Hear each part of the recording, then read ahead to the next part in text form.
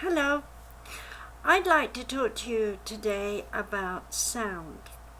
I know I did a little talk on that before, but I'd like to talk about the sound of your voice.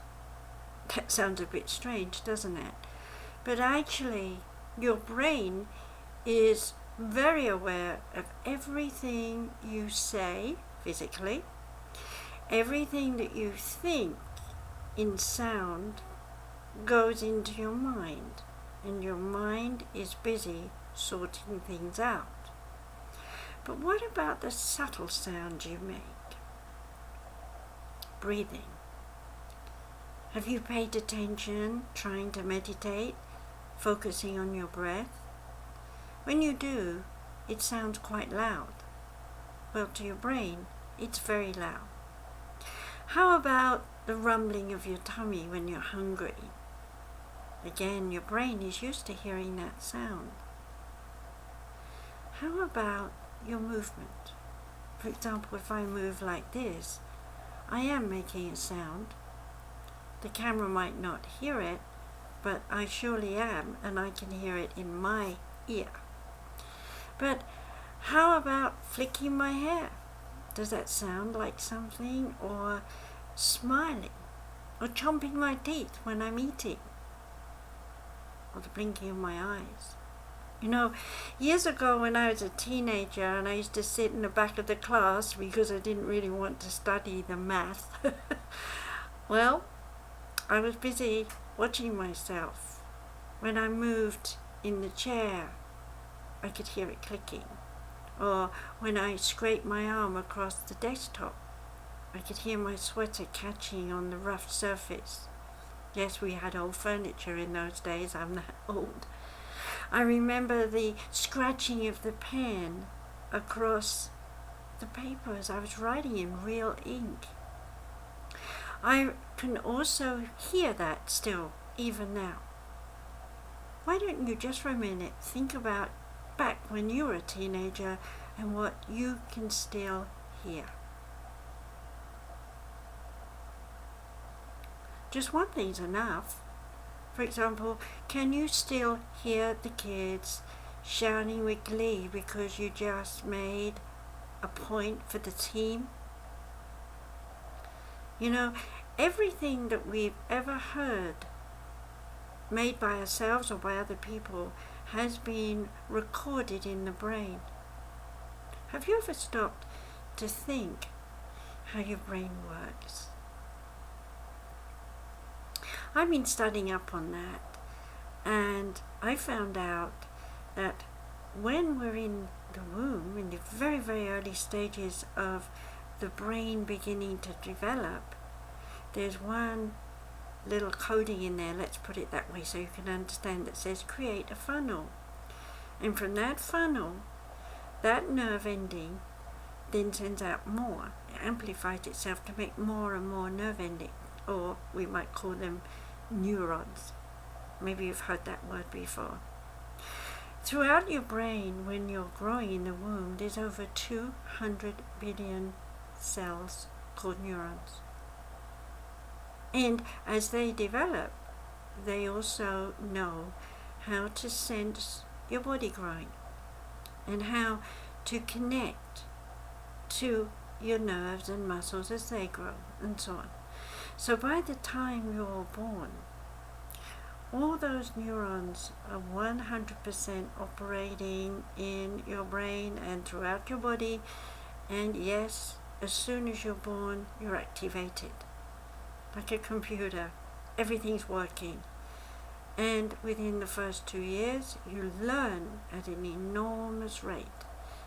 And during that time, you're listening. Can't speak yet. Got to copy mom and dad and grandma how to say one word. How to get your throat to form words. How to do it depends on what you're doing, watching the facial expressions, listening to the sounds. Now you're watching me. I'm quite expressive. I like to use my eyes and wobble my head around and do things like that. Well, that's because I watched my mom do it and my dad do it, my grandma do it. So I've got a look-alike expression. Maybe you've noticed that you're looking like your family. Well, all those expressions, all those sounds go directly into your brain, and your brain records them and makes sure you copy. So by the time you're 2 years old, you've got a lot of data in your brain, and most of it is to do with vision and hearing. Well, you might say, well, what about my feelings? Well, of course they're working. You were working in the womb with those. As soon as your body grew, your nerve endings were being aware of the fact that you were floating. And as soon as you made the journey through the birth canal, every nerve ending in your brain was sensitive to every piece of pressure that your body had coming out, and the atmosphere and all the things going on around you once you're out. The people who handled you, the different noises in the room like clicking and clacking of tools and equipment to lights. Your brain is processing all of that, and you don't even know you're doing it.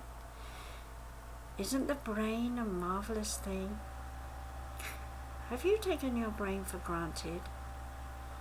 Have you taken your 5 senses for granted? Have you stopped realizing just how sensitive you are to everyone and everything, including the sound of your own voice and your own body? Perhaps you've also become aware of the fact that you see yourself listening to other people intently, and in that moment realizing there's something similar to you, something that connects you to that person that you hadn't noticed before. Well, when that happens, there's a part of your brain that is beginning to understand, hey, I need to pay attention to the value and appreciation of who I am, what my brain does, and how I can function. Don't wait till you get sick, full of pain, illness, disease, to suddenly say, I ignored myself. Start right now, today. Say to yourself, I'm going to open these eyes and really look at things, even the things I've seen 101 times before, because I just might see them a little differently. Also, I'm going to listen very clearly to all the things that people say and do, so I can hear the intonations, the resonations, even the decibels of how sound comes at you, so that you can begin to understand that you are listening subtly, even if you don't realize it. And what about those feelings, those physical feelings? Your brain is busy thinking about where you are. For example, right now, I'm sitting in a chair, and my body knows it. It can feel the chair on my body. I'm making expressions. My brain knows I'm making expressions. I'm blinking. I'm doing all sorts of things that need to be done in order for me to express myself to you. Have you ever stopped to think about your body language and how you look? When you're looking this way, or up, or down, you're not looking in the mirror. And anyway, that image you see is not really who you are. What do other people say about you? In the same way, what do you see about other people? Open your eyes wide, let in the light. Let your brain really take in all the images. Little impulses of light are reflected through your eyes, back into the retina, all the way back into the back part of your brain, where impulses are sorted out. I won't go into all the details right now, but seeing is a beautiful ability and should not be misused. Hearing is wonderful, especially if you can sing and you can talk diligently to yourself out loud. You might hear how you sound to other people. Whatever you practice, whatever you do, you're going to find that the more you appreciate your 5 senses, the better you'll be able to cope with your life. And of course, you won't want to rely on everyone else because you'll believe yourself. You'll trust yourself and you'll get on with your life, and you'll see that success is very much something you can go for and achieve. Well, this is a short little talk just to get you to think about your five senses. I've mentioned sight, I've mentioned hearing, and I've mentioned feeling. But don't forget, when you eat, your brain is also correlating all those tastes with all the other times you've eaten that particular food and all the people you were with when you were eating that food. And along with that, all the emotions that you were going through during that time you were eating. And an added bonus, the smells are stimulating you to recall them, to be enticed to taste again. But if you are going to taste again, be sure you're positive. You don't want to recreate those negative times. I remember a long time ago I was cooking bacon, and I loved the smell of bacon. But I was having an argument with someone. It doesn't matter what I was arguing about, but I do know that whenever I smell bacon, if I don't watch out, I could get angry. Yeah, we need to meditate. We need to release those old memories. They're not important.